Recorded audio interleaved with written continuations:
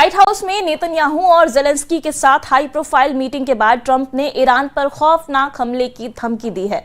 Trump ने कहा कि ईरान के पिकैक्स परमाणु अड्डे पर किसी भी समय हमला हो सकता है। वहीं नेतन्याहू ने ट्रंप से मिलकर उन्हें तुर्की को F-35 जेट नहीं देने की डिमांड रखी है, जबकि जेलेंस्की ने ट्रंप से पुतिन की शिकायत की है। जेलेंस्की ने दावा किया है कि रूस ने युद्ध में ईरान की मदद की है, जिससे अमेरिका को भारी नुकसान हुआ। इधर सऊदी अरब पर ड्रोन और मिसाइलों की बौछार शुरू हो गई है।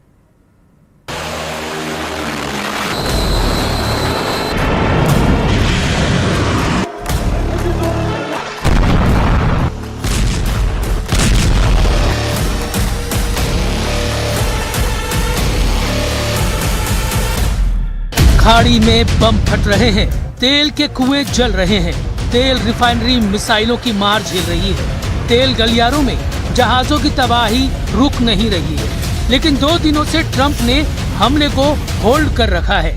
ट्रंप ईरान से बहुत अच्छी बात का दावा कर रहे हैं। ट्रंप ईरान पर रहम दिखा रहे हैं।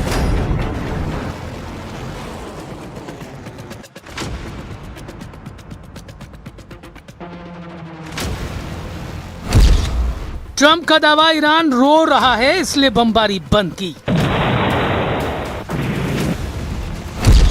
ट्रंप का दावा नेतन्याहू नहीं बताएंगे किसे हथियार बेचना है। ट्रंप का दावा ईरान युद्ध पर पुतिन को लाइन हाजिर करूंगा।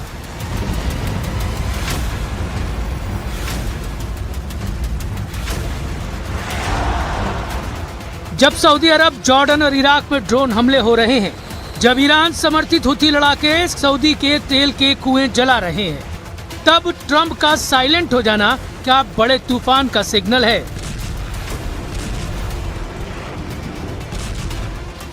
ट्रंप कूल बनने का गेम तो नहीं खेल रहे, या फिर खाड़ी में पुतिन की एंट्री की खबर ने उन्हें बैकफुट पर जाने पर मजबूर कर दिया? वैसे व्हाइट हाउस में हाई प्रोफाइल मीटिंग में हाई टेंशन सीन देखे गए हैं। ट्रंप, नेतन्याहू और जेलेंस्की से मीटिंग में कई मौके पर फायर हो गए हैं। White house high voltage drama का अपडेट आपको दे, उससे पहले सऊदी अरब से आई तस्वीर देखिए, जहां प्रिंस सलमान के तेल के कुएं और रिफाइनरी पर मिसाइलें फट रही हैं। ड्रोन धमाकों से तेल के मैदान धुआं हैं।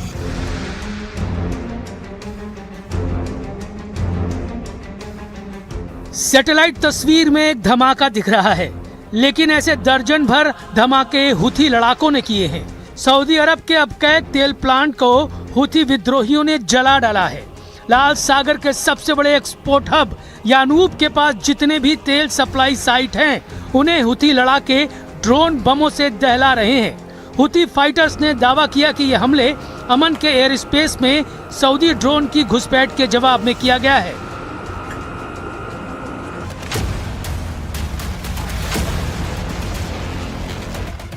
हिजबुल्लाह लड़ाकों को सुप्रीम लीडर मुस्तफा का लेटर जब से मिला है, उनका जोश आई है।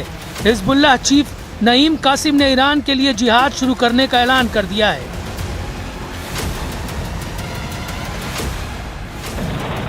हुथी सेना के युद्ध में तहलका मचाने के बाद ईरान ने हिजबुल्लाह से जिहाद युद्ध शुरू करने का आदेश दिया है। ईरान के सुप्रीम लीडर मुस्तफा खमैनी ने हिजबुल्लाह को पूरा समर्थन देने का ऐलान किया है। उन्होंने कहा है कि अमेरिका और इजराइल के खिलाफ लड़ाई में अब जिहाद और प्रतिरोध ही एकमात्र रास्ता बचा है। मुस्तफा ने धमकी दी है कि जब तक इजराइल लेबनान में हमले पूरी तरह और बिना किसी शर्त के बंद नहीं करता, तब तक अमेरिका से कोई समझौता नहीं हो सकता। मुस्तफा का ये मैसेज ट्रंप के उस बयान के बाद आया है, जिसमें उन्होंने ईरान से अच्छी बातचीत का दावा किया है, जबकि ईरान ने बातचीत की कोशिश करने से इनकार किया है। ईरानी विदेश मंत्रालय प्रवक्ता इस्माइल बघाई ने जोर देकर कहा कि ये हमारे डीएनए में नहीं है। ईरान ने ऐलान किया है कि युद्ध कब खत्म होगा, अब सुप्रीम लीडर तय करेंगे। همکاری و مشارکت برخی کشورهای منطقه با آمریکا بودیم در ارتکاب جنایت جنگی و تجاوز نظامی علیه ایران. همه این موارد رو ما صراحتاً اعلام کردیم.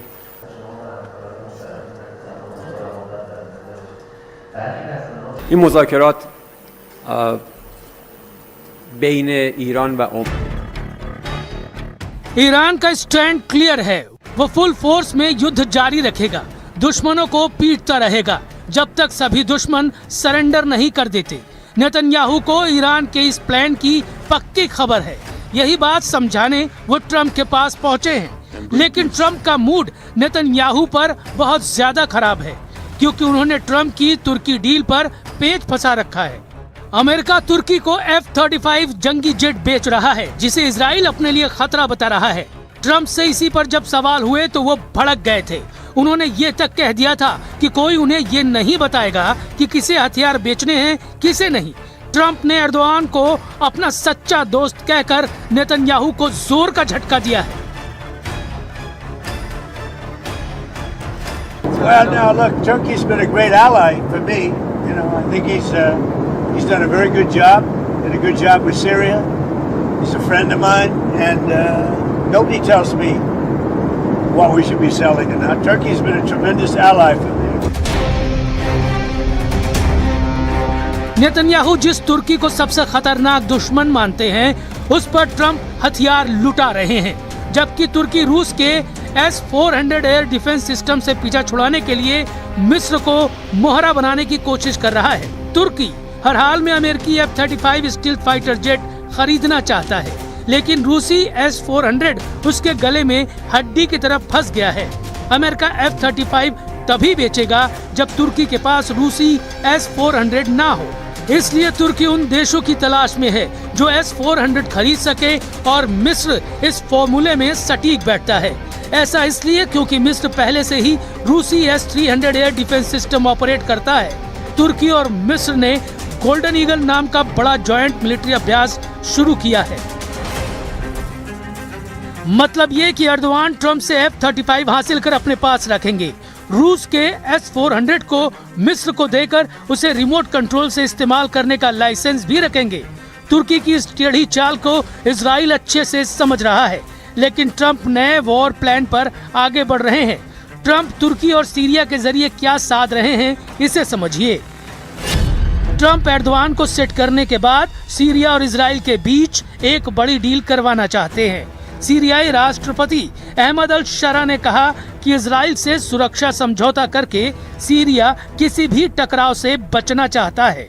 इस वक्त इजराइल का गोलान हाइट्स पर कब्जा है, जो संयुक्त राष्ट्र के हिसाब से अवैध है। वहीं इजराइल ने दक्षिणी सीरिया में कुनेत्रा के पास मिलिट्री पोस्ट बनाई हुई है। साथ में दारा प्रांत में भी उसके ऑपरेशन होते रहे हैं।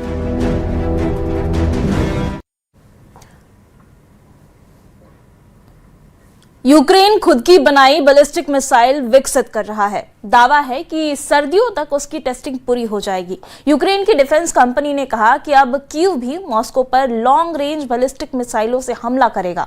अभी तक यूक्रेन लॉन्ग रेंज ड्रोन से रूस के शहरों को निशाना बना रहा है।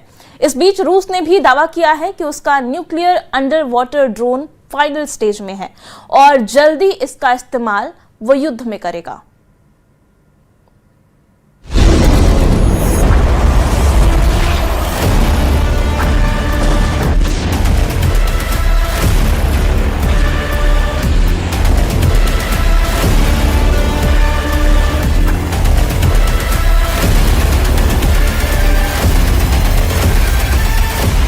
यूक्रेन पर हमले का यह सबसे ताजा भयानक वीडियो है।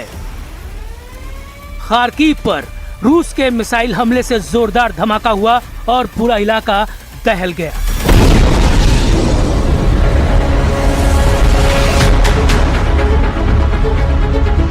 इस हमले के बाद पूरा इलाका धुएं और मलबे से भर गया। यूक्रेन का दावा है कि इस हमले में एक महिला की मौत हो गई, जबकि 2 बच्चे घायल हो गए।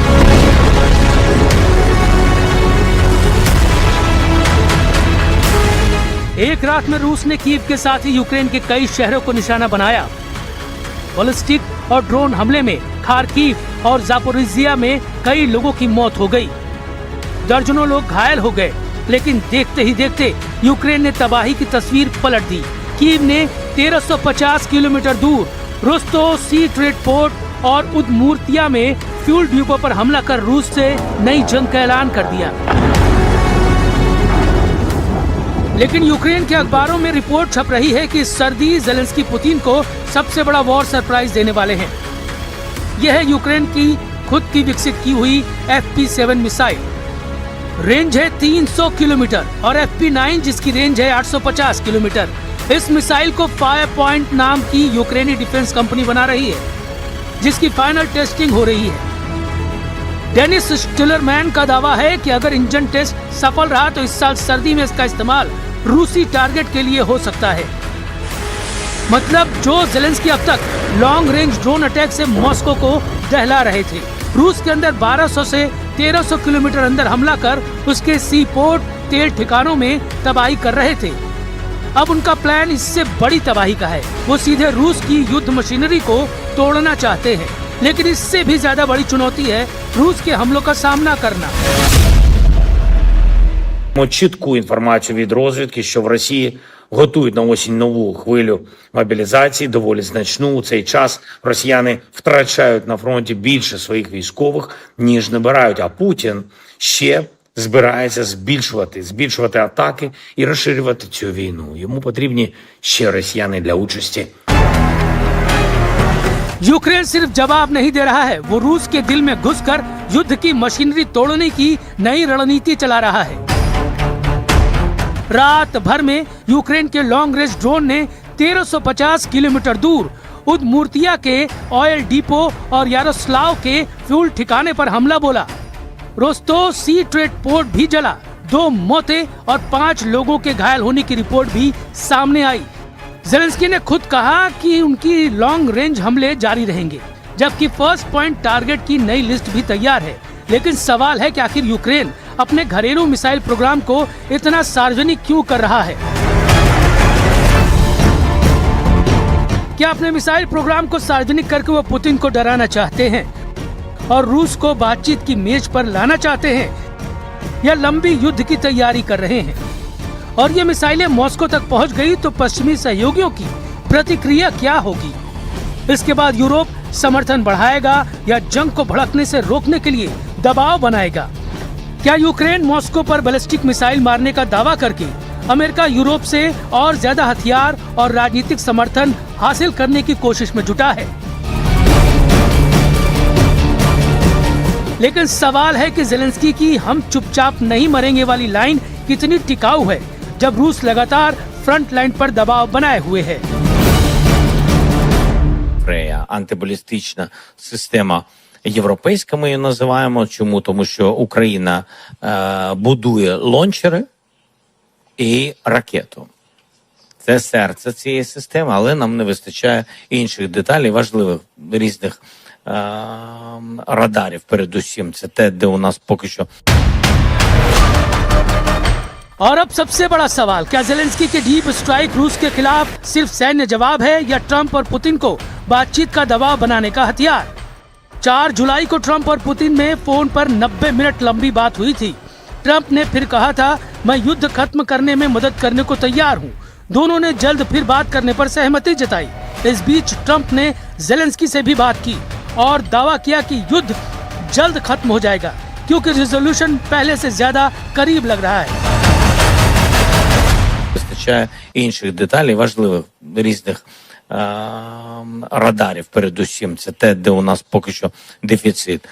Domnule președinte, prin diverse canale și prin Пускова і ракета у України є. Питання тестування. І дай Бог, щоб воно було позитивним.